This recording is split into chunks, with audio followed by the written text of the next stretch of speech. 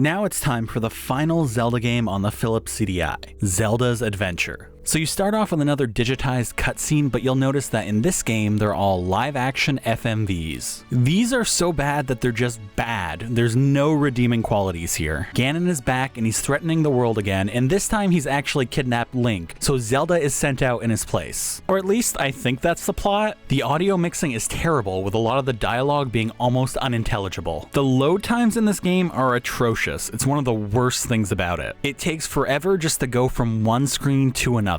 The monsters as well in this game are varying levels of bad looking. Some of them look like they're claymation, and some of them look like they're just drawn by hand with pixels. Your hitbox in this game is enormous, meaning you never want to be anywhere close to any of the enemies you're fighting. The upside to this though is that all of the monsters and the bosses also have huge hitboxes. Zelda's main weapon is a wand, and she swings it like a sword. Key items are found just randomly strewn about on the map in really obscure locations. Some of them are single use, some of them are multi-use, and there's no clear indicator which are which. All of your items have to be selected from your inventory, and the inventory screen is awful. Also, pretty much every weapon in the game costs rupees to use, which is just awesome. Most of your time in this game is going to be spent going from dungeon to dungeon, and that's where you're really going to get to appreciate the really awkward and slippery controls. It's also super confusing to figure out where you're supposed to go next. The NPCs don't really guide you along. Most of it is just straight up exploration. The final dungeon of the game is basically just a boss rush, but at that point you're so overpowered that you pretty much barrel through every single boss until you get to Ganon. Ganon himself isn't particularly hard either. I will say though, at least you don't win against Ganon by just throwing a random book or wand at him. You do actually have to fight him. After you defeat Ganon, there's a very quick cutscene of the world returning to normal and prospering, and you see low budget cosplay Zelda and Link holding hands and looking up at the camera. There's not a lot of nice things to say about this game. Even the stuff that it sort of does well, that's just in comparison to how badly it does everything else. Everything from the cutscenes, to the look of the game, to the really basic combat, to the way too huge overworld, to the boring dungeons, to how long it takes to even load a screen, to the fact that they can't have music and sound effects playing at the same time. None of it stands out or is even remotely fun, and at no point does it feel like a Zelda game. I didn't get as frustrated in this game as I did with Link the Faces of Evil, but there were definitely parts of this game that did make me angry, and these were sandwiched between long hours of just being incredibly bored. Definitely avoid this one. It's bad.